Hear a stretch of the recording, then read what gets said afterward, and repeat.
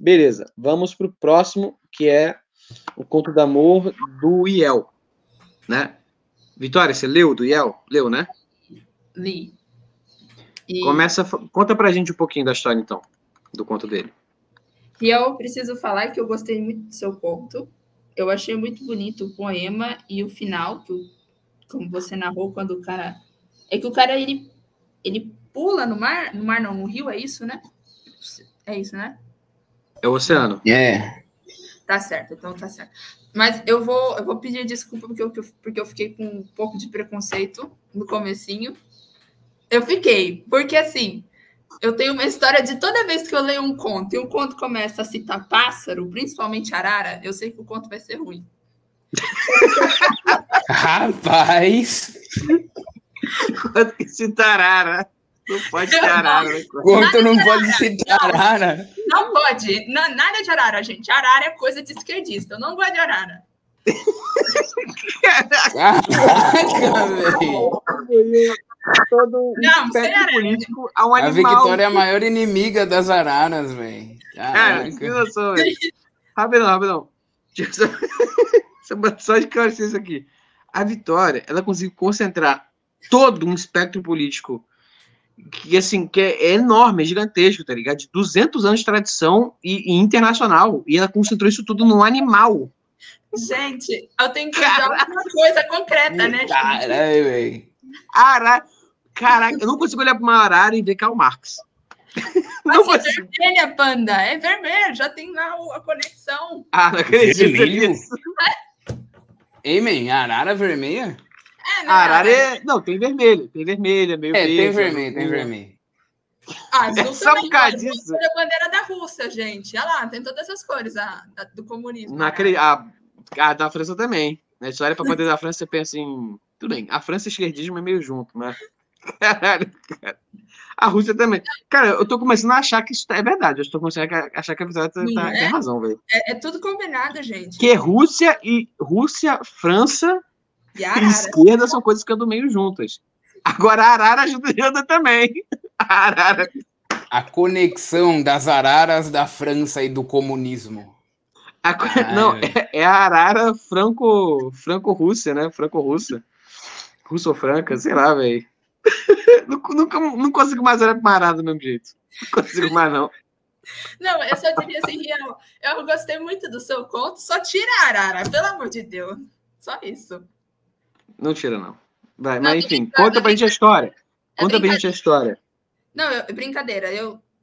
Enfim, agora falando do resto do conto, eu achei muito bonito o poema, né? No final que ele fala. Parece um poema, enfim. Que ele fala. Tem um poeminha, sim. Eu achei muito bonito, você tá de parabéns. E eu gostei do final. Assim, eu gosto de final trágico. Eu adoro um final trágico. Onde o cara morre. Eu não gosto nada de final feliz. Final feliz, não. Então, Riel, eu gostei muito do seu conto, tirando a arara. É isso. Rapaz, por essa eu não esperava, não vou mentir. Mas obrigado. Não, isso foi uma surpresa inacreditável, cara. Isso foi uma surpresa inacreditável. Arara esquerdista. É isso, gente, basicamente.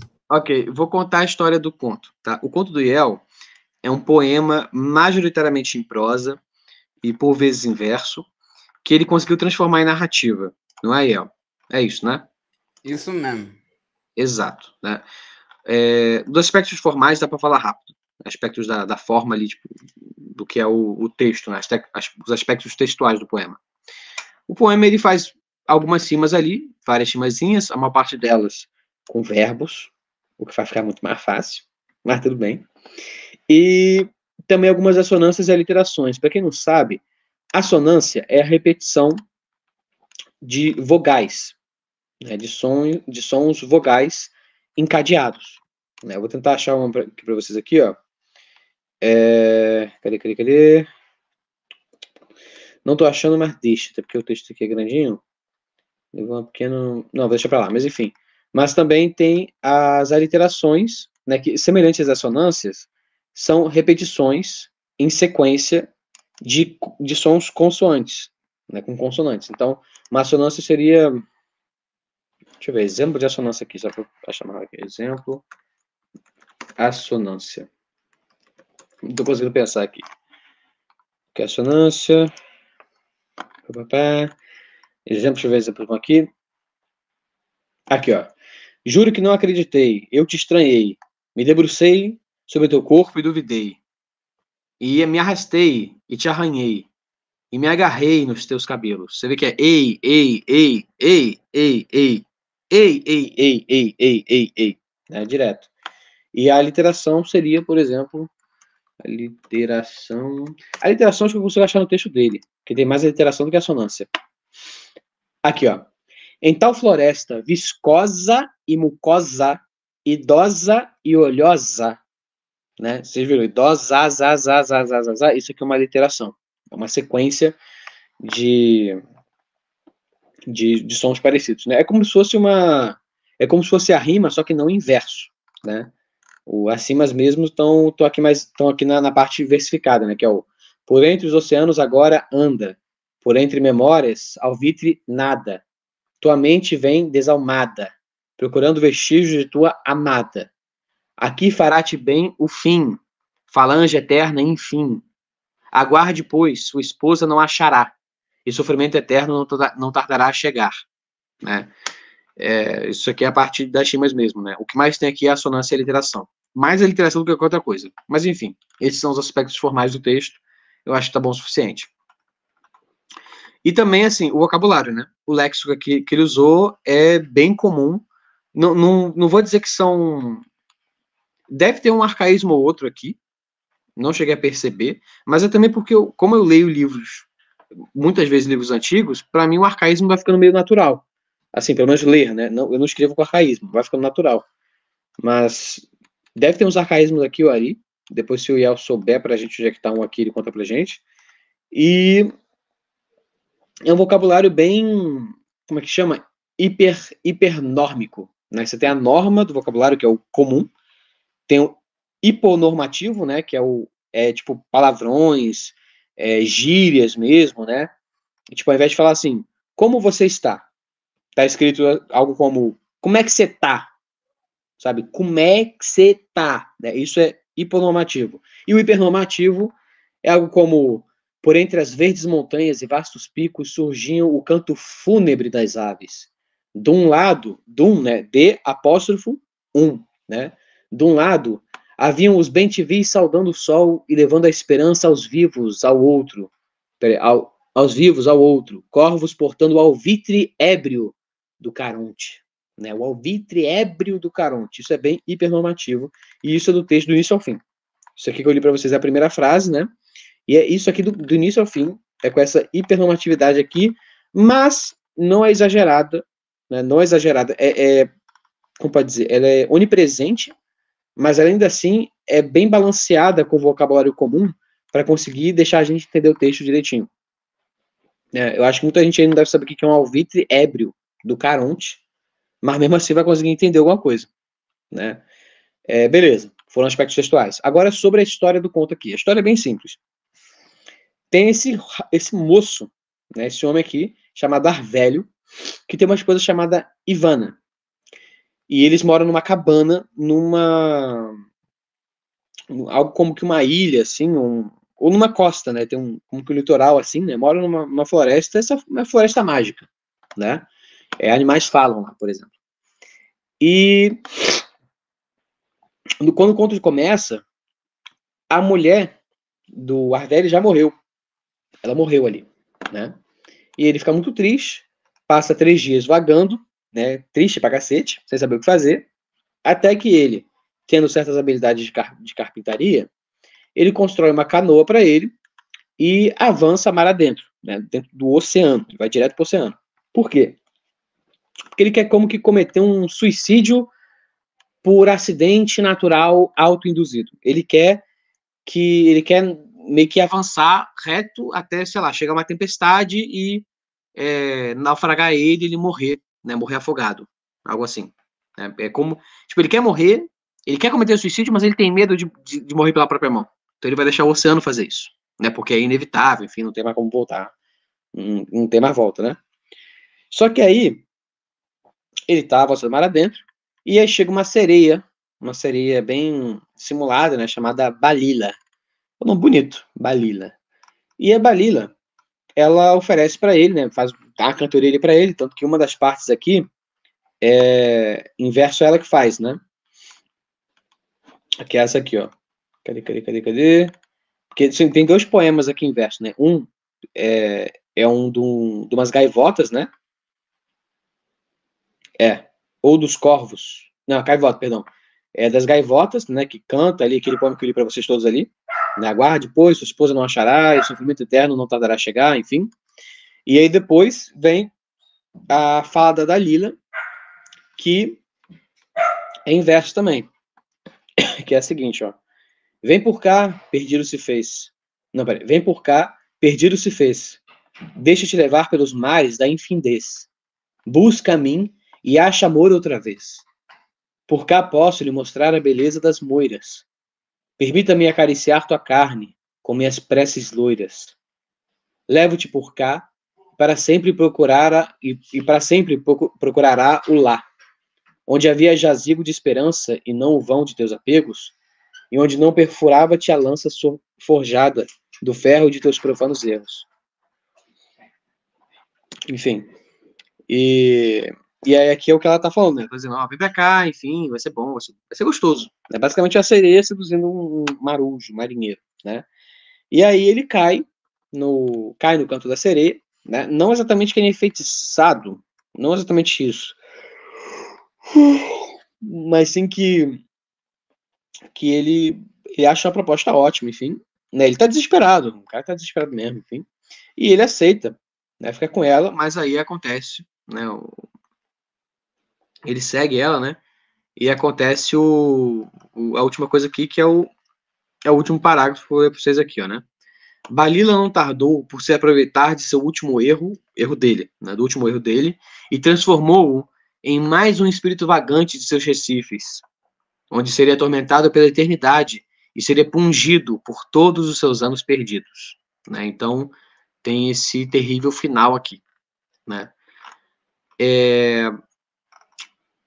A Vitória disse que esse aqui é um conto que ela acha que é trágico. Ela falou, eu gosto de final trágico, adoro. Ela gostou do final trágico. Então, Vitória, diz pra gente aí, por que tu achou o final desse conto do Iel um final trágico? Sei lá, porque o cara viu uma sereia lá, uma mina lá no meio do mar, e ele falou, puxa, vou pular. Aí eu falei, seu imbecil, por que tu pula toda vez que tu vê uma mulher? Fica no barco, não pula. Aí ele pulou, eu falei, morreu. Final trágico, ué. Gente, eu falei, eu não entendo de literatura. Não, pra mim, ele não. Morreu é trágico. Não é isso não, pô. É que eu achei que você contou o final trágico. O Amigado é trágico, gente. Não tem como ser feliz. O Amigado é trágico. Não, o que eu achei que você ia contar que é trágico com um certo peso, porque final de trágico, muita gente conta, tipo, pô, e aí morreu, assim, como se fosse coisa grave. Se for, então, ele viu a mina assim gostosa, ele pulou e morreu. Cara, é que ela é trágico mesmo. Eu tenho um problema mental, entendeu? Eu tenho um humor muito ácido. Minha mente não é certa. Eu rio de coisas que eu não devia rir, entendeu? Ah, então não é o conto do Iel. Não, é eu, entendeu? Mas, enfim, pra mim é trágico. O cara não, é trágico, eu concordo contigo. É que eu só queria dar um gancho aqui para lembrar para as pessoas o que faz uma coisa ser trágica ou não, né? Que a tragédia não é exatamente você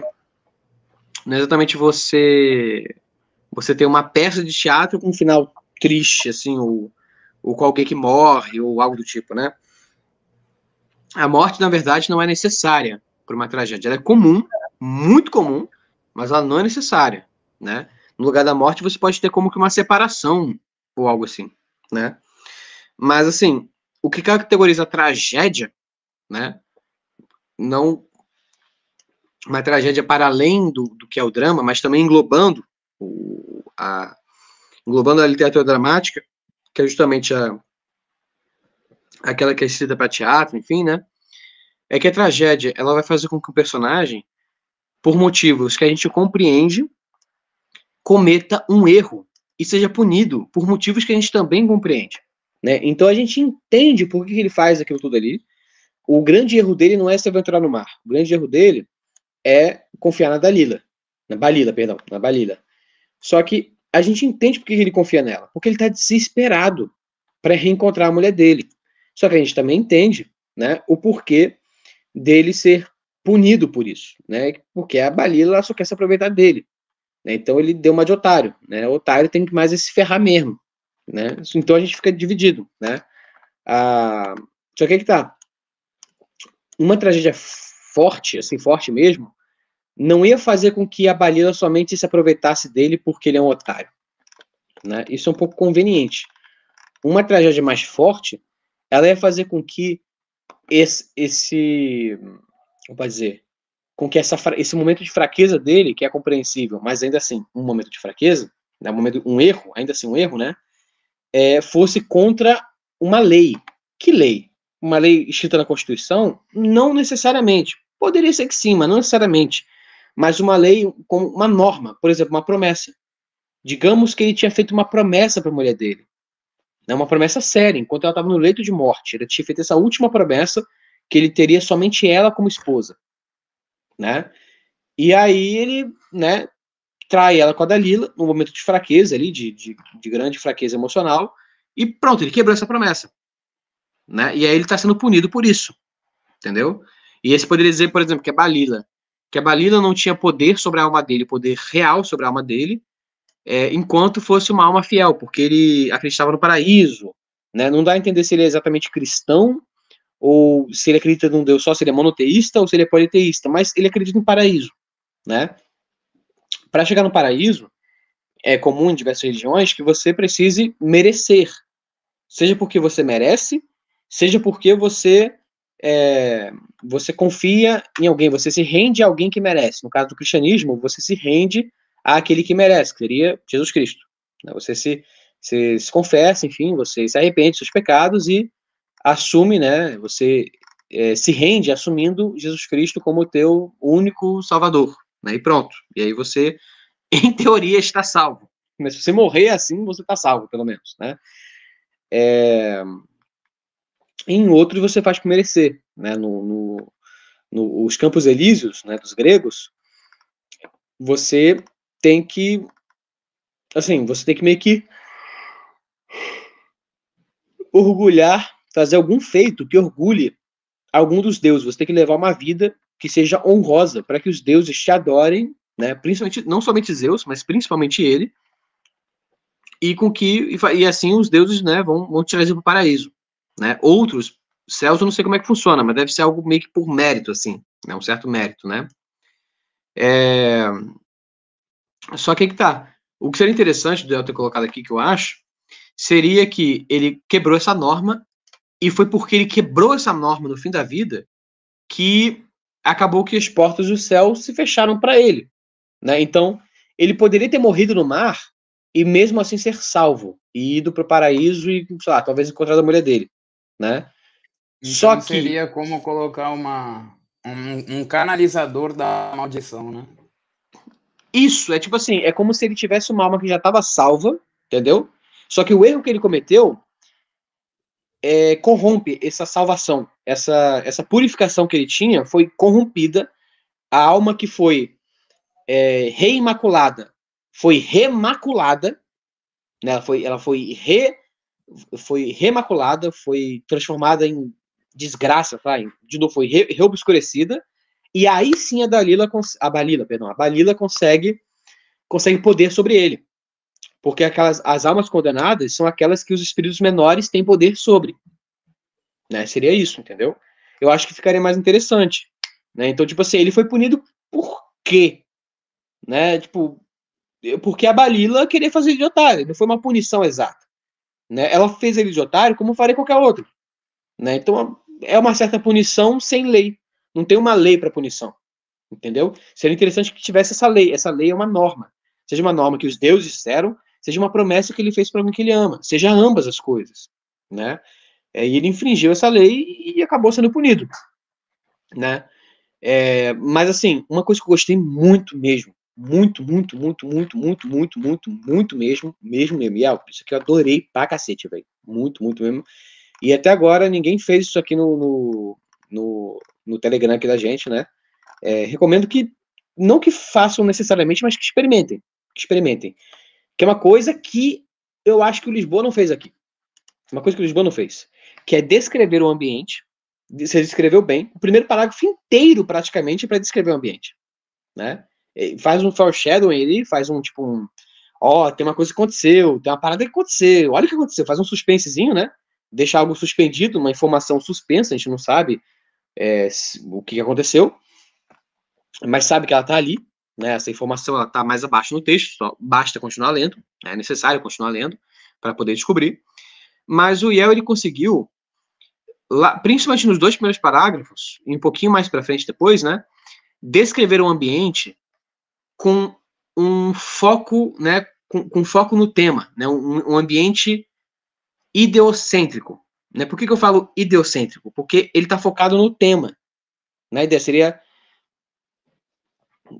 teocêntrico, né? Teo não. Teo porque fica divindade, não seria teo, seria de teses. Né? Enfim, ideocêntrico, né? Ele foca no tema da parada. Qual que é o tema da parada? É a morte, né? A recente morte da Ivana, que é a esposa do Arvélio, né? Do Arvélio. E aí ele vai descrevendo os passarinhos, as diferentes espécies de passarinhos e como cada uma reage a essa morte. Né? E isso é interessante, porque isso é um ambiente.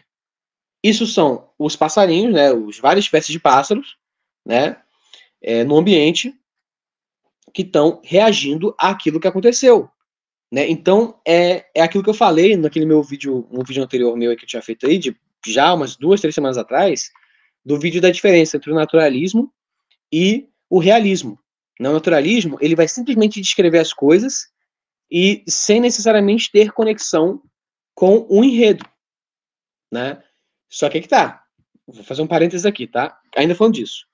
O que o Lisboa fez foi fazer descrições de cunho naturalista, mesmo que ele não tenha planejado, tá? De cunho naturalista, só que fragmentadas, o que torna a continuidade da narrativa infernal. Infernal mesmo, um saco. Né? Não mata a história, mas fica um saco. Né? O que o Zola, por exemplo, faz, o Émile Zola, né, grande expoente do naturalismo francês, e do naturalismo, desde que ele chegou nessa parada, meio que o naturalismo virou o que ele fez. Né? O naturalismo antigo já é complicado de definir. Né? Já é complicado de ter um autor assim. Ele é o cara do naturalismo mesmo. Né? O que o Zola fazia é que nos momentos em que ele ia descrever tipo assim, cenas com personagens, ele não ficava apelando para isso. Ele fazia uma descrição rapidinha ali do físico do personagem e já partia um pouco para a açãozinha, o que o personagem fazia, o que ele falava, o diálogo aqui e ali. Depois descreve um pouquinho do outro e vai avançando.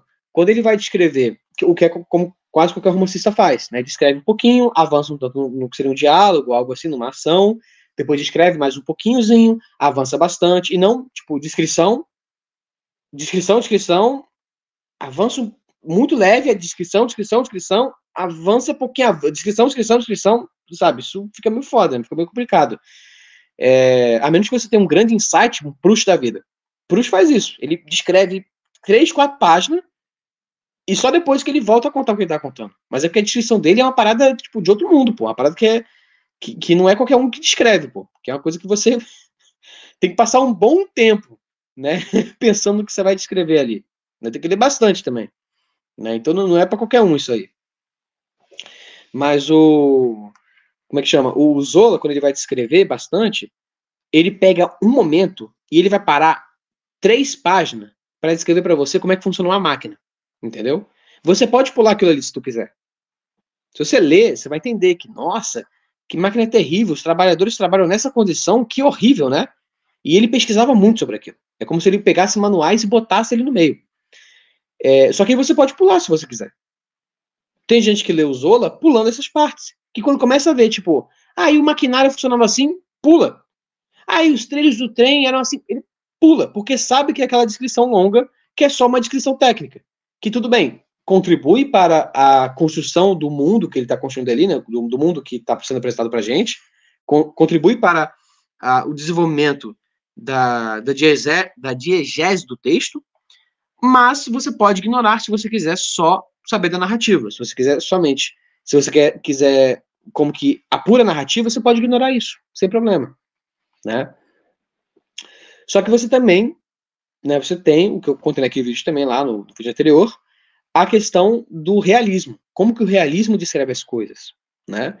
E eu falei que o realismo, ele é, como o Lukács diz, eu concordo muito com ele, muito, muito, muito mesmo com ele, que nos escritores realistas, Balzac, Flaubert, etc., etc., o Tolstói também, tudo que você está descrevendo está culminando para alguma coisa, está apontando para alguma coisa. Né? É a grande frase do Lukács que eu repito aqui sempre, né? Não sempre, mas sempre que eu vou falar de realismo com alguém assim, vou explicar o que é o realismo, eu repito essa frase, né? Quando o Émile Zola ele vai descrever um chapéu, ele vai falar do tecido que compõe o chapéu. Ele vai falar da cor do chapéu, vai falar do formato do chapéu, vai falar do quão confortável é o chapéu, né? Vai falar do preço do chapéu. Ele vai descrever o chapéu para descrever o chapéu. Quando Flaubert vai descrever o chapéu, é porque tem um homem debaixo dele. É porque tem alguém que usa esse chapéu. É porque tem alguém que espera que, usando esse chapéu, vai conseguir ser respeitado numa sociedade. Por quê? Porque ele não é respeitado na própria família. É alguém que está, através da sua roupa, e inclusive, né, do seu chapéu, buscando a aceitação de outros. É um ser humano em busca de amor alheio. Entendeu? Né? Isso é uma parada que eu gosto das duas coisas, mas elas são diferentes, né? O que eu acho que o Lisboa fez errôneo, mesmo que sem querer, mesmo sem perceber, foi fazer descrições de cunho naturalista, só que de um jeito que fica complicado, porque você não pode saltar elas, você não sabe onde elas estão, então você não consegue saltá-las de uma vez. A Vitória não conseguiria reler o conto do Lisboa sabendo onde saltar. Ela não ia saber qual que é a parte chata, a parte descritiva. Ela tem que ler tudo de novo, ia ser um saco de novo. O conto do Yel, ele já não sofre disso, né? Porque ele, eu imagino que sem querer também, ele consegue aplicar, de certa maneira, essas virtudes do realismo, né? Que não, enfim, que não são comuns só do realismo, mas que são muito comuns dele, né? Que é fazer com que todo o ambiente culmine para o personagem, né? Isso aqui, assim, se encaixa bem mais na descrição que os românticos fazem, que os romantistas fazem, né? Porque, como pode dizer, são meio que animaizinhos, sabe? São animaizinhos aqui, da floresta, aqui, ali, enfim. Então acaba que lembra muito o pré-romantismo, romantismo, lembra muito isso, né? Seria mais pro realismo, como estava dizendo, se fossem, sei lá, tipo, objetos animados, coisa assim, né? Mas eu acho que deu para entender. Eu tô meio que jogando fora o que eu tava falando até agora, mas não completamente, né? É porque os meios que o realismo usa e os meios que o romantismo usa são diferentes. E os meios que o Yel usou aqui são mais comuns do romantismo, né? Mas isso é a mudança de meios, né? O Yel tá usando aqui vegetação, tá usando o mar, praias, tá usando locais que são bem típicos do romantismo. Tá usando a natureza, enfim, o homem na natureza com sua mulher ali, enfim, né? Os pássaros ali, a fauna e flora. Tá usando muito a fauna e a flora, né? E isso é muito comum, né? Se ele fosse fazer uma descrição mais do cunho realista, talvez normalmente são objetos feitos pelo homem, né? Porque no romantismo você também vai usar muito objetos inanimados, mas que são naturais. Por exemplo, pedras, o mar, a água, riachos, né? Nada disso é animado, nada disso é vivo, né? Mas ainda assim é muito próximo daquilo que a gente chama de natureza, né? No romantismo, no realismo, você vai usar muito mais, sei lá, objetos, roupas, bengalas, armas de fogo, livros, estantes, móveis, imóveis, né, como casas, enfim, você vai usar muito mais esses objetos que estão mais próximos do meio urbano, né? Então, eu vou ler para vocês aqui só o primeiro parágrafo, tá? Para poder mostrar um pouquinho disso aqui para vocês, né? Por entre as verdes montanhas e vastos picos surgiam o canto fúnebre das aves. De um lado, haviam os bentivis saudando o sol e levando a esperança aos vivos, ao outro, corvos portando o alvitre ébrio do Caronte. Perdão. Era de um lado haviam os bem-te-vi saudando o sol, levando as pessoas vivos, e do outro, botou ao outro, seria melhor do outro, né? Do outro, e do outro, corvos portando o alvitre, ébrio ao caronte. Também cantavam os tucanos, melodias de tenores e sopranos, para honrar o quadro da vida com belas e sublimes cores. Araras e carcarás focavam por entre as árvores tudo o que pobre-alma havia sofrido, enquanto os periquitos escutavam atentamente aquela melancólica melodia marcando o fim de sua vida. Vocês veem que a última frase aqui, né? Aquela melancólica melodia marcando o fim de sua vida. Entre as árvores, tudo que pobre-alma havia sofrido, enquanto, enfim, tipo, esse pobre-alma havia sofrido e aquela melancólica melodia marcando o fim de sua vida, já dá a entender que tem alguma coisa triste que aconteceu e que os pássaros estão reagindo a isso, estão reagindo entre eles sobre isso, né? E eu gostei bastante disso, eu gostei bastante, saca? E também tem a questão que eles não são só esse início. Também tem essa parte que mais pro fim aqui, ó, que é assim, ó. Lento e certamente, Arvelho atirou-se aos anátemas do destino e jogou sua vida aos ventos e correntes do vasto mar, né? Então ele subiu na canoa e foi mar aberto, foi pro mar aberto, né? A história da morte de Ivana, a esposa do Arvelho, viajava mais rápido pelos ares do que pelos ardores de Arvelho, e os corvos se encarregaram de levar as notícias às gaivotas, as amantes da prosa dos mares. Uma delas cantou, né? Uma das gaivotas canta, e é aquele poema que eu li para vocês, né? Por entre os oceanos agora anda, por entre memórias alvitrinada, tua mente vem desalmada, procurando vestígios de tua amada. Aqui fará-te bem o fim, falange eterna enfim. Aguarde, pois, sua esposa não achará, e sofrimento eterno não tardará a chegar. Né? Então você tem animais falantes, animais que falam, né? Que não é necessário no romantismo, mas eu não vou dizer que é comum. Eu já vi em alguns, mas eu não vou dizer que é tão comum assim. Pode ser que seja, mas não sei dizer se é tão comum assim não, né?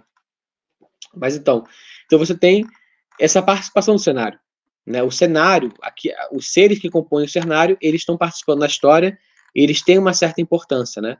Esse aviso aqui, Oiel, né, que eu te falei da norma, enfim, esse aviso aqui do pássaro podia ter nesse poeminha aqui incorporado aquele, assim, teria que ter mostrado antes, né, mas tem incorporado uma repetição da promessa que ele fez, a promessa que ele teria feito, né, que não está aqui no texto, mas a promessa que eu sugeri que ele tivesse feito à sua amada, ou aos deuses, ou a ambos, né, algo assim, né.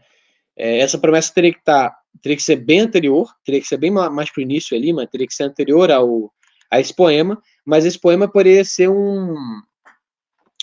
como que um reaviso, né? Poderia estar ali também, poderia expandir um pouquinho o poema para trazer um reaviso disso, né? Reforçar essa ideia, né? Enfim, agora vamos partir para o Iel, o autor do poema, né? O que você tem a dizer, né, sobre tanto os nossos comentários quanto sobre o teu próprio poema, né? O teu próprio conto, enfim, o seu conto poético, né, Iel? Conta pra gente, por favor.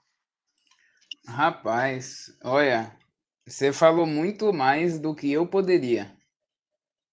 Eu peguei, eu falei, pô, eu tenho que escrever um conto de amor. O que eu vou fazer? Aí eu pensei, pô, fazer uma esposa que morreu, um cara triste.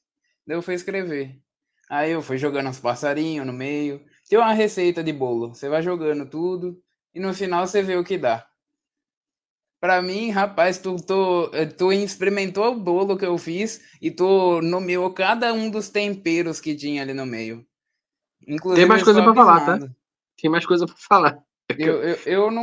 O que eu mais gostei de fazer foi os poemas. Eu acho gostosinho. Os poemas? Eu acho gostosinho fazer os poemas. E essa estética dos animais falantes e desses poemas no meio é porque eu tô sendo muito influenciado por uma tradução que eu tô lendo do Fausto. Aí. Então. Aí meio que não dava para fugir muito dessa estrutura. Entendi. Então, você quer dizer assim, tipo, você pegou o nosso desafio e aí tu imaginou assim, ok, uma história de boa, enfim, foi bem... Eu peguei o desafio, sentei na cadeira e deixei a mente levar o resto. Foi bem pelo artifício mesmo, né? Foi bem pelo... Uma parte do... Eu acho que é do Memórias Póstumas. Que o Machado de Assis, ele fala: "Oh, benditas pernas, enquanto minha cabeça pensava, vocês me levaram pelo caminho que eu tinha de andar." E é isso aí. Meus dedos levaram o caminho que tinha que levar. Entendi. Caralho, foi sinistro, né, velho? Mas você fez correção, né, velho? Você não foi, tipo... Você não foi escrevendo, e acabou e, tipo, terminei. Não. Eu dei uma lidinha, falei: "Pô, essa parte aqui tá boa, essa parte aqui não, tal." Mas deve ter escapado uma coisa ou outra. Não, claro, tem coisa que você não pensou e só você deixou ali. É porque se tu dissesse pra mim que isso aqui foi escrito totalmente sem revisão, eu ia falar: irmão, você tem a mente muito pura. Porque quando você vai tentar o método dos surrealistas, né? Que é o método da automação psíquica, né? A automatização psíquica na escrita, que é só você escrever exatamente tudo que vem na tua mente. Meu irmão, ia ter muito palavrão aqui, eu já garanto pra você. Eu garanto pra você. Ia ter muita palavra repetida, fica bem assim mesmo. Fica esquisito, mas eu porque penso, eu faço ali um processo pra saber, pô, será que isso aqui vai ficar melódico, vai ficar gostoso? Você pensa um pouquinho, né? Você pensa um pouquinho. Tempo. Não, porque senão tá. vira sopa, pô, não vira bolo, não. É Vai que tem gente que jogando gosta de qualquer sopa. coisa, vira feijoada, pô. Calma Tem lá, gente pô. que gosta de feijoada, pô. Cara, se tu quiser ver um cara que faz isso bem, Henri Michaud. Henri Michaud, não sei se tem traduzido, não sei nem se é traduzível. Acho que é traduzível, sim. Mas o Henri Michaud, cara, é bem assim. Ele é muito bom. O Tiburcio me apresentou ele, eu fui ler algumas obras dele do Henri Michaud e falei: cara, isso aqui é ouro, isso aqui. É muito bom mesmo. É uma Mas é feijoada em qual boa. língua? É francês, pelo nome, né? Henri Michaud. Francês. Mas, Pô, é meio complicado, porque ele faz neologismo, quebra uma palavra aqui e ali. Aí acaba que isso só funciona. Tem coisas que só funcionam com a língua francesa.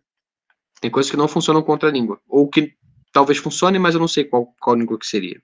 Né? São desafios para tradutores. Né? É como se o tradutor fosse fazer o poema ele mesmo, né? Ao invés de traduzir. Mas beleza. Então você está dizendo que, beleza, você viu o desafio, né? Se inspirou um tanto da estética que você está lendo aí, né? Que é a estética romantista, pré-romantista do Goethe, né? Do Fausto. E foi pensando como fazer. Né? Bem direto assim. Ok. Faz sentido. O que eu vou comparar aqui do que você fez é como uma obra que ela não é ela é da autoria e não é. Ela vai de dois poetas que trabalhavam mais ou menos da mesma maneira que tu. Mais ou menos da mesma maneira. Que é lendo grandes poetas antecessores, né, se inspirando da estética deles, e sentando a bunda na cadeira e escrevendo. Né? Algo bem, como eu posso dizer, bem sóbrio, que são o Virgílio e o Ovídio. Né? O Virgílio e o Ovídio, eles escreveram o mito de Orfeu. A versão do Ovídio é a mais legal. Tô falando sério, a versão do Ovídio é mais legal. Mas a versão de base, que é a mesma base da do Ovídio, é a do Virgílio. Né? No mito de Orfeu, eu já contei pra vocês bastante, tem 5 vídeos aí no canal falando sobre isso. Né? Mas assim, o Orfeu perdeu a mulher morreu, e aí ele vai lá atrás da mulher, vai correndo, enfim. Né? E ele chega lá, atravessa os infernos, a Cacete 4, encontra Hades e Perséfone, né, os deuses dos infernos, né, dos infernos gregos, e ele canta ali, né, pega sua lira e canta ali pedindo, falando assim, ó, fazendo uma proposta, né, gostaria muito que vocês devolvessem a minha mulher para mim, né, me deixassem com que ela voltasse comigo para a terra dos vivos, né, porque ela morreu muito cedo, e eu sinto muita falta dela. E se por acaso vocês acharem que o que eu fiz, tudo isso aqui que eu fiz é uma ofensa, por favor, levem a minha alma com vocês, para que eu já possa ficar aqui logo com ela. Né? Porque, tudo bem que o inferno grego é horrível, tá, gente? O inferno grego é horrível mesmo. Né? O inferno do Dante, que o negócio terrível, enfim, o medo do cacete, ele é majoritariamente o inferno grego. Ele é muito mais o inferno grego do que o inferno cristão. Assim, infinitamente mais. Ele é contado, assim, ele tem uma vastidão maior. Ele tem uma vastidão bem maior, né? Do tanto de tortura que acontece, assim, tem uma precisão, a gente conhece bem eles nos detalhes, saca? O detalhe dele é muito grande, né? Mas enfim, ok. E aí ele fala, ó, prefiro ficar aqui nesse inferno horrível, se for com a Eurídice, minha esposa, minha falecida esposa, né, do que voltar para o mundo dos vivos sem ela. E os deuses ali do Hades, né, tanto, porque o Hades é tanto local quanto o cara que manda no local, né? O deus Hades, ele é o deus do Hades, o local Hades também, né, que é os infernos. Então, Hades, que é o deus do Hades, e sua esposa Perséfone, eles se encantam com a parada, enfim, todos os mortos ali se encantam, adoram o canto do Orfeu, né, choram, enfim, aquela coisa toda, ou com a elegia dele, que a elegia é um canto triste, né, gente? Elegia é um poema triste, é um poema de tristeza, enfim. E eles falam, aí o Hades vira e fala pro Orfeu o seguinte, fala, ó, tu pode levar tua esposa, né, ela vai voltar à vida, tu pode levar a alma dela, tá tranquila. Só que tem que seguir por aquele caminho ali, você segue, e tu não vai virar o olho, não vai olhar para trás, até que tu tenha saído os dois do inferno, né? E ele, beleza, agradece e vai para sair. Só que aí, quando ele chega lá no finzinho, cada poeta vai dar sua razão, tá, gente? O mito de Orfeu ele foi recontado muitas vezes, muitas vezes. Cada poeta vai dar sua razão. Mas assim, por alguma razão, seja que o poeta dá, seja a razão que o poeta deu, ele logo assim que ele sai, ele olha para trás e a Eurídice não tinha saído, pô. A Eurídice ainda estava ali dentro. E quando ele vê ela, o fantasma dela bem devagarzinho desvanecendo e indo para trás. E ele tenta entrar na caverna ali para pegar ela de volta, mas ela já sumiu lá. Ele tenta abraçar ela, segurar ela, e ela some como vapor. Ela se desfaz como vapor. É um pouco como se desfazem os... Um pouco como se desfazem como é que chama? Se desfazem os personagens lá do Guerra Infinita, né, da Marvel, enfim, o Homem-Aranha se desfazendo nos braços do Homem de Ferro, né, dizendo, Sr. Stark, né, eu estou com medo, não quero morrer, e aí o menino se desfaz, enfim, vocês podem usar aquilo ali podem usar aquilo ali como base para tentar enxergar a cena, né, imaginar a cena. Enfim, e aí o Orfeu, ele fica muito triste, pá, ele... Como é que chama? Ele se retira, né? Ele fica tocando sua lira lá. Um monte de mulher quer pegar ele não aceita, nunca aceita, né? Porque na mente dele só tem Eurídice, enfim. Ele fica bem uma seta. Ele vai pro meio da floresta, fica tocando sua lira, encanta as árvores, os animais, né? As árvores choram, os animais ficam olhando ele atentamente, tipo, predadores. Animais que, tipo, sabe, tem um coelho, uma raposa, uma cobra e uma águia, uma do lado da outra, sem se matarem, olhando, ouvindo o Orfeu, né? É de tão bonito que é o canto da lira dele, enfim, de tão bonito que é aquilo ali. E aí um dia, um belo dia, né, chegam as bacantes, né, as bacantes que são as favoritas, né, as grandes representantes de Dioniso, né, o deus dos ciclos vitais, do sexo, do vinho, da putaria mesmo, o deus das orgias, né, Bacanal vem dele, quando outro nome dele é Baco, né, e Bacanal é a orgia, a celebração orgiástica, né, em honra ao deus Baco, né, ao deus Baco, que é um sinônimo é um outro nome para Dioniso. E o Dioniso é irmão do Apolo, enfim, e o Apolo, deus do sol, deus da poesia, né, deus da peste, enfim, aquela coisa toda. E as bacantes, cada poeta vai dar seu motivo, novamente, elas tentam o Orfeu, né, elas oferecem para ele se juntar a elas, né, e basicamente entrar na orgia. Tipo, vem cá, fica peladão, come geral, saca, bebe vinho com a gente, e bora, né, se junte-se a nós, né, seja um de nós.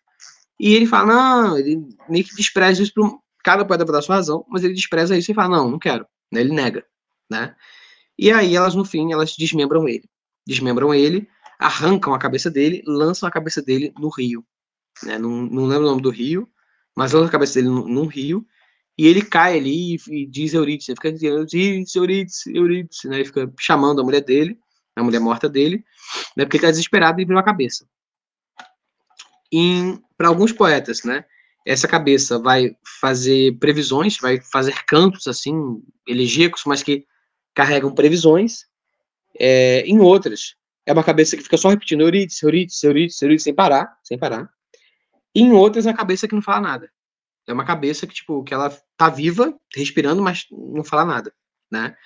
E no fim, né, no fim ali e tal, os deuses se compadecem ali com, né, Apolo, principalmente, se compadece com o seu maior seguidor, que é Orfeu, e decide trazer a alma dele dos infernos direto para os Campos Elíseos, trazer a Eurídice também, a Eurídice junto. E aí eles vivem felizes para sempre nos Campos Elíseos, né? Tem um happy end no fim, né?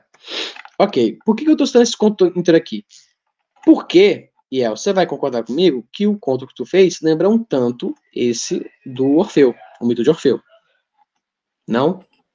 Rapaz, esse negócio de arquétipo é foda mesmo, né, velho?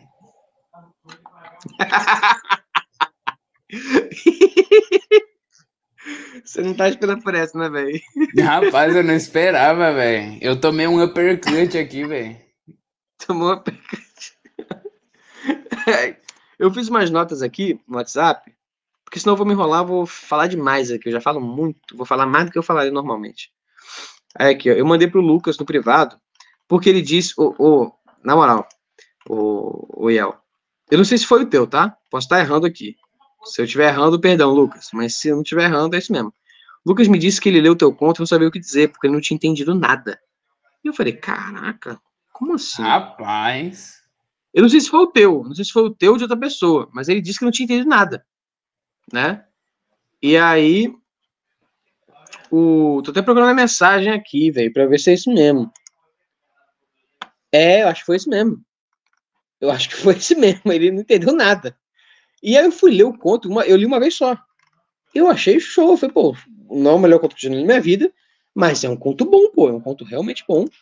Dá pra melhorar. Como eu disse pra você, eu falei, gostei, mas dá pra melhorar, né?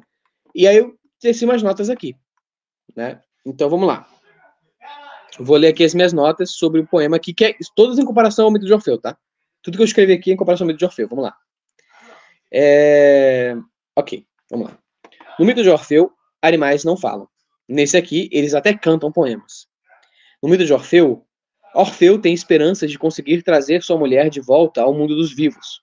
Porém, também se conforma com a possibilidade de sua demanda ser recusada e os deuses do Hades tomarem sua alma como punição por sua ousadia, o que apenas resultaria nele, Orfeu, reencontrando a sua mulher, porém agora no Hades, ao invés de em vida.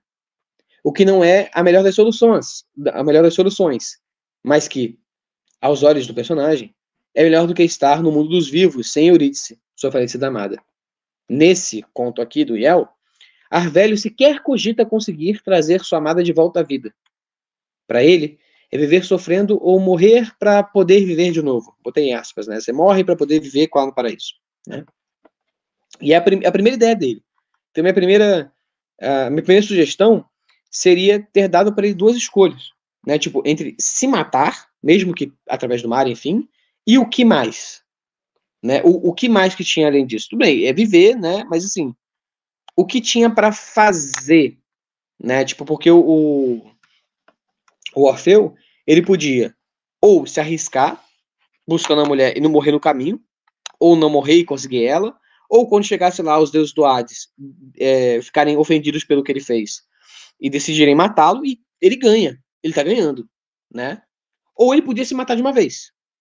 O que ele faz? Escolhe a melhor opção, que é ir buscar ela, talvez morrer no caminho, talvez morrer no final, talvez conseguir a Eurídice de volta.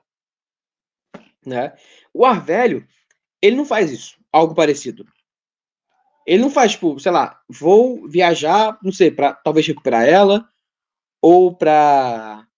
Sabe, digamos, se a gente fosse fazer diferente, né? Digamos que não é, tipo, ele vai lá numa gruta, entrar nos infernos e cantar pros deuses. Não, digamos que vamos fazer diferente. Digamos que ele vai a mar aberto, só que ele vai fazer danças pro deus do mar, para trazer a mulher dele de volta. Só que o deus do mar pode ficar ofendido, porque sei lá, porque a oferenda, sei lá, Porque, sei lá, ele pode ficar ofendido porque não pode fazer fora de um templo, né? Porque a dança lá que ele faz, enfim, em invocação do Deus do Mar, não pode ser feita fora de um templo, ele tá fazendo fora de um templo, então o Deus do Mar vai matar ele e pronto. Ele morreu, né? E vai ficar com a mulher dele. Pronto, legal. Né, ele ganha se o Deus do Mar matar ele. Se o Deus do Mar ignorar ele, ele vai morrer de fome, ou o mar, né? Sozinho, o mar, assim, sem que seja o Deus do Mar controlando, vai matar ele. Show. Ele morreu, ficou com a mulher. Olha que legal, né? Ou o Deus do Mar vai falar: oh, que maravilha, você fez uma oferenda para mim, na minha casa, no mar mesmo, olha que coragem, o que você quer? Eu quero minha mulher de volta, por favor. Né? E aí o Deus do Mar entrega a mulher dele de volta e, pô, eles voltam. Ele volta do mar com a mulher dele. Né? Ou morrem os dois juntos e tudo bem, ficam os dois, morrem juntos, ficam juntos para sempre no pós-vida. Você vê que é algo parecido, mas não é a mesma coisa que Orfeu. Né? Não é a mesma, tipo, ele não tá descendo nos infernos, ele tá indo em alto mar. É mais ou menos a mesma coisa, mas não é exato. Ele não tá, porque o alto mar não é um mundo supernatural. Não é os infernos, entendeu? É o alto mar. Só que o alto mar é perigoso também. Os dois lugares são perigosos, né? Nos infernos, o Orfeu tem que encarar o Cerberus, né? Que é aquele cão lá de 3 cabeças que defende a porta dos infernos. Ele canta véio, pro Cerberus. Você me deu uma ideia muito boa misturando tudo isso, velho.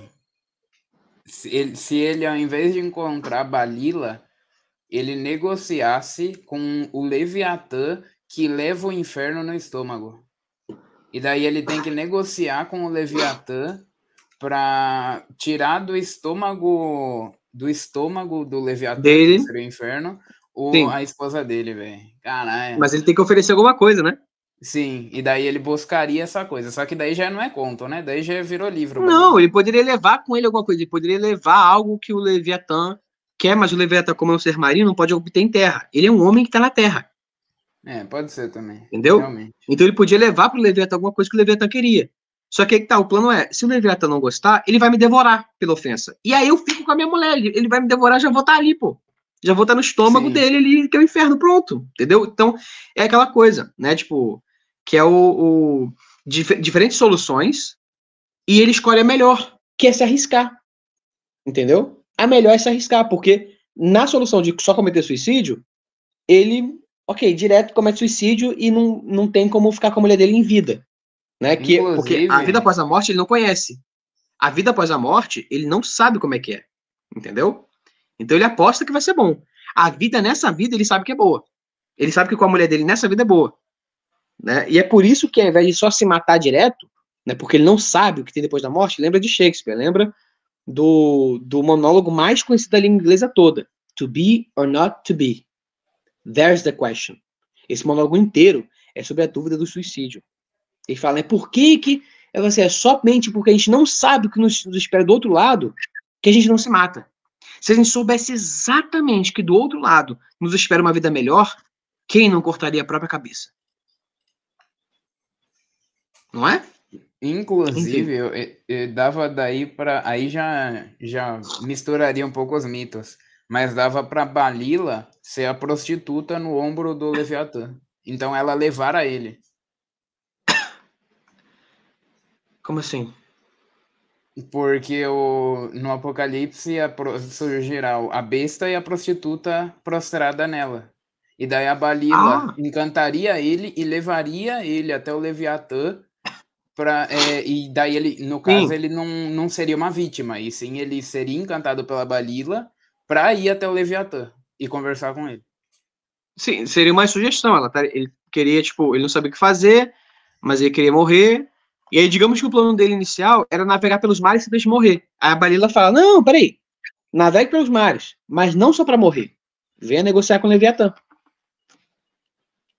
Né? E seria isso. E aí, por que a Balila faz isso? Por que ela faz essa parada? Né? Você poderia botar isso, dá para botar isso no conto, uma frase, resolve, né?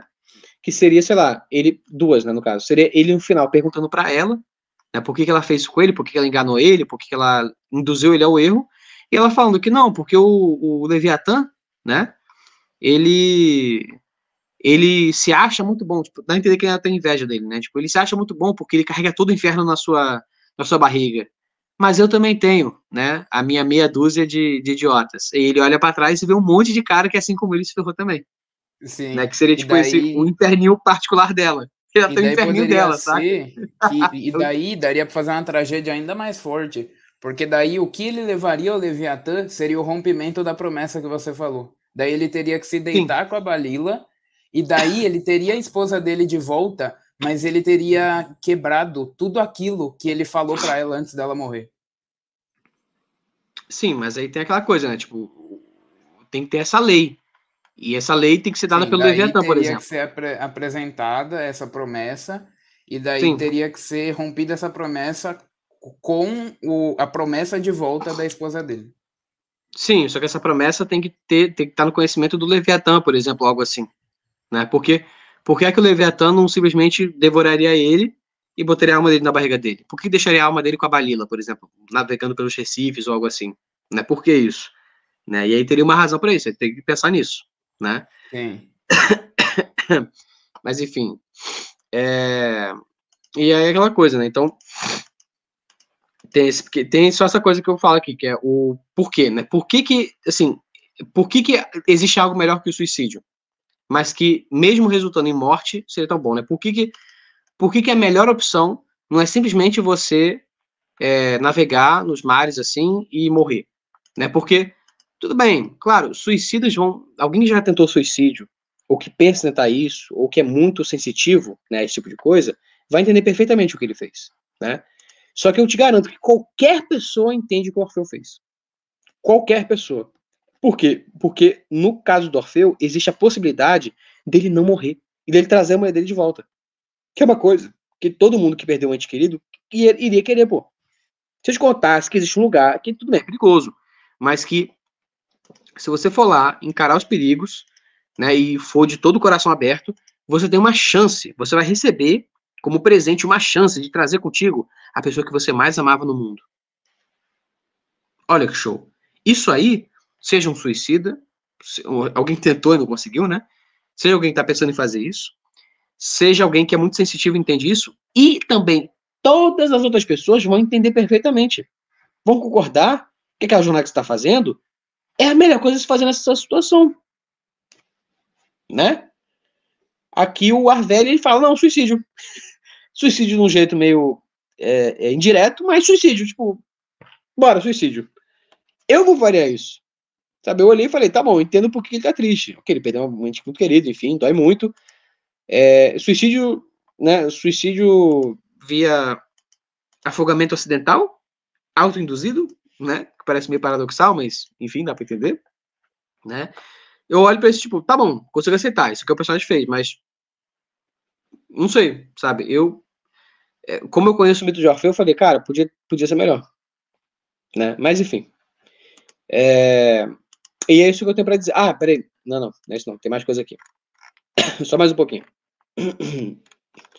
Cadê? Ok, beleza aqui. Orfeu se arrisca no suicídio por punição divina, aquilo que eu já falei várias vezes aqui. Arvelio se arrisca no suicídio por acidente natural, né? Algo bem mais prosaico, assim, corta um pouco da parte mais romanesca, mais ficcional, mais mitológica, né, do conto do Iel, que facilmente poderia ser como que um novo mito, né? Orfeu perdeu sua mulher no dia de seu casamento com ela. Arvelio perdeu sua mulher e não há qualquer indício textual de contexto matrimonial ou festivo. Ou seja, a mulher do Arvelio não necessariamente morreu numa data importante. Ela morreu assim, aconteceu como normalmente acontece. A mulher do Orfeu morreu no dia do casamento deles. Você vê como que dói muito mais, porra. Sabe? Tipo, dói pra cacete, tá ligado? Então, assim, é uma ideia também. Ela ter morrido num dia de festa, eu não acho necessário, mas é uma ideia. Pra deixar ainda mais doloroso, ainda mais sofrido, né? Orfeu é poeta e guerreiro, Arvelio é carpinteiro e marinheiro, mas isso aqui tudo bem, são as aulas que eu tirei aqui. A Eurídice, né, a mulher do Orfeu, ela morre picada por uma serpente venenosa. Já o texto do Iel não informa pra gente a causa da morte da Ivana. Ela morreu porque, ok, tipo, não tem problema, você pode falar que a personagem morreu sem dizer porquê, né, mas, assim, talvez saber o porquê né? Pode estudar, mas eu só anotei isso aqui porque era uma das distâncias. Eu não fui anotando, não dando sugestão, fui anotando para analisar, né? Mas enfim, eu não vejo problema em não saber do que ela morreu, mas é algo a se pensar, né? Orfeu termina neste mundo desmembrado pelas bacantes, que tentam seduzi-lo e fracassam. E no mundo seguinte, reunido com sua amada Eurídice, porém não no Hades, mas nos Campos Elíseos. O Hades é o inferno grego, os Campos Elíseos é o paraíso grego. Arvélio cai no canto da sereia Balila e termina, na vida seguinte, enjaulado para sempre nos recifes de Balila. Então a gente vê a diferença que o final do Arvélio é totalmente trágico mesmo, é terrível mesmo, acabou mesmo. Uma proximidade grande é a seguinte: tanto no conto como no outro, os animais se mostram fascinados pelo protagonista. Os animais observam e escutam atentamente as elegias de Orfeu. Os animais fofocam aos montes sobre a perda de Arvélio, né? Isso que eu achei interessante, porque os animais porque eu achei bom para cada conto, tá? Eu acho que é bom essa diferença mesmo. Os animais no mito de Orfeu, na versão do Virgílio, do Ovídio, para frente também, eles não falam, eles ficam quietos. Mas é bom que eles fiquem quietos. Porque, independente de eles poderem falar ou não, eles estão ouvindo a lira e o canto elegíaco do Orfeu. Quando um poeta canta para você, você escuta em silêncio, independente de você poder falar ou não, independente de você ser mudo ou não, né? Já no conto do Iel, eu prefiro que eles falem, que eles consigam falar entre eles ali, nem que fosse só entre eles, ou que eles possam, ou que o jeito como eles falem seja como humanos falam mesmo, né? Mas que eles falem, porque de fato é aquela coisa de fofoca, né? Eu achei que ficou melhor para esse conto específico, eu achei que ficou muito bom, porque o Arvélio não é um poeta, ele não tá cantando, né? Ele é um cara que tá sofrendo ali, chorando pela perda da mulher dele, né? Então, os passarinhos ficarem fofocando, passando informação, eu acho que combina muito com a situação. É aquela coisa, né? Cidade pequena que é tipo, ih, a mulher do Leandro morreu, pô. Morreu, menina, morreu do quê? Sabe? E aí vai aquela fofoca toda, sabe? Bem baixa, assim, para não acabar ofendendo, para não acabar magoando ainda mais a pessoa que teve a perda. Mas as pessoas não conseguem, elas fofocam por aí. Né? A mulher do cara morreu do quê? Morreu disso aqui, ixi, menina. Eu sabia que ia morrer assim. Aquela mulher só fazer isso aqui, eu sabia que um dia ia dar problema. Meu Deus. Sabe aquela coisa assim, né? Mas eu acho que eu terminei aqui pelo conto do Iel. Algum de vocês dois tem mais algo a acrescentar? Não. Olha, rapaz, não tenho não. Tudo bem, desculpa.